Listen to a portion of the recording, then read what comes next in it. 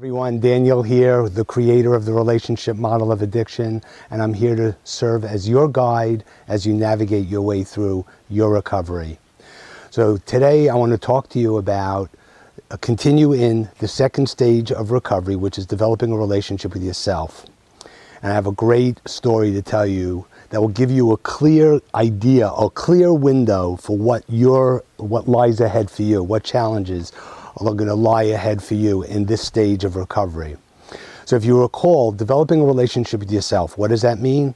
It begins with awareness, and you're aware of your experience and you're emotionally tuned in. So you're aware of what you're thinking, feeling, and wanting at any given point in time, and you're expressing that. You're letting people know you're taking care of yourself by expressing what you're aware of.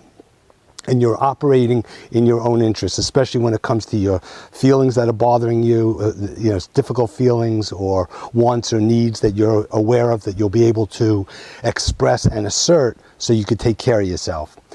So I have a story to tell you that this week I was working with a client who hit the trifecta. There were three parts of this process. He's kind of on an accelerated path of recovery right now because he's really dealing with these challenges that come with the territory of developing a relationship with yourself. So first thing, challenge number one. He's involved with this woman. He says it's a really great relationship, and for him, although he's new in recovery, it's working for him right now.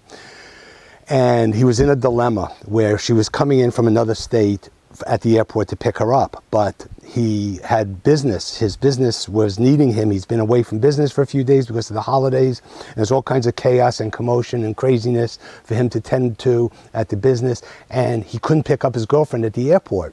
And he couldn't be there for the first few hours that she was going to be here. So here was the dilemma. Was he going to drop the business and pick her up? And he realized by processing with me that his priority was to tend to his business because it really needed him. He was away from there.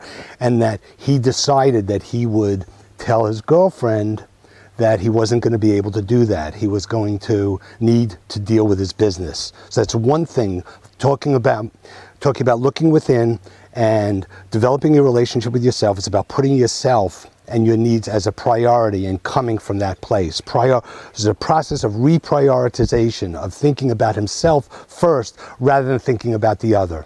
So instead of his girlfriend would have liked him to pick him up at the airport, but he was able to take action and let her know that it's not going to work for him. He needs to be at the business. This was a huge step for him. This was completely different than how he was customarily acting his whole life, taking care of other people and considering their needs first. So he did that. Then, dilemma number two, he's with his girlfriend now, and they want to go away for the weekend to Carmel in California, go away for the weekend. But his business, 3 managers were going to be absent from his business because they were sick or they had commitments or conflicts. They couldn't be at work.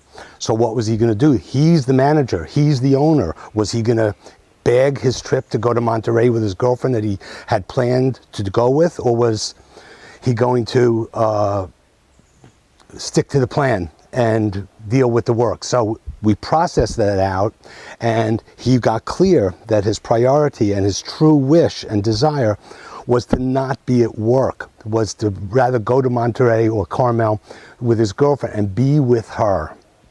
And so he had to make a decision that, according to what his priorities were and being true to himself, he went to Carmel. Then the third, this is going to be a trifecta for you, because 3 very specific challenges he had to work through. The third one was, after he got back, he's still with his girlfriend for a while, but she's leaving, going back to another state.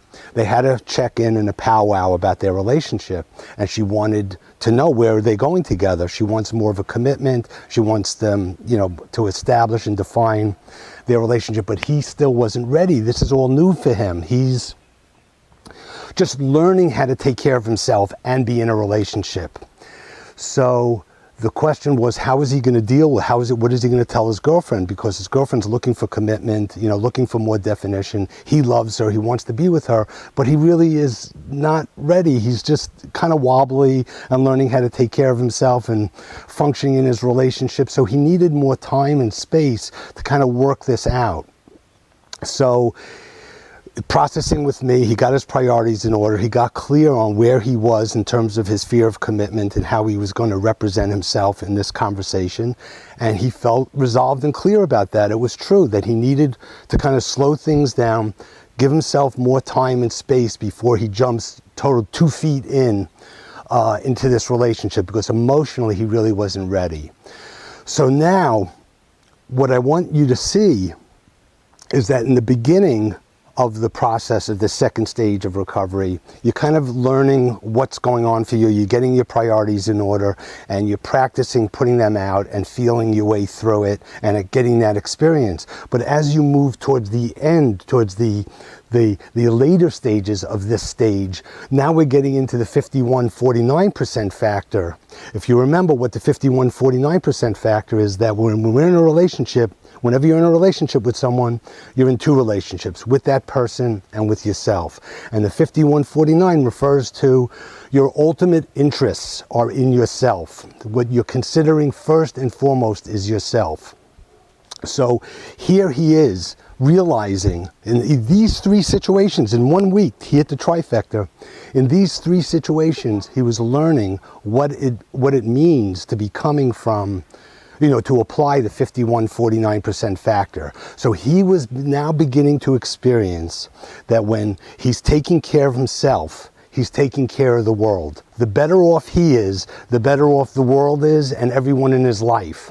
The better he's taking care of himself, the better he's taking care of everyone else in the world and in his life. It's incredible. It really hit him. Wasn't just an intellectual construct. It was now he was seeing that the quality of your relationships extend and grow from the quality of your relationship with yourself. So that's the process for today, okay? So it's about moving through the second stage of recovery and getting to a place where you're really living the 51-49% factor. So for closing today, I'm gonna do a little bit different thing I want to leave you with, and that is that the better you take care of yourself, the better you're taking care of everyone else. The better off you are, the better off the world is. The better off everyone in your life that you're in relationship with is. Okay? So until we meet again, I'll see you next time. Please leave some comments about what your experience has been as you practice these principles. See you next time.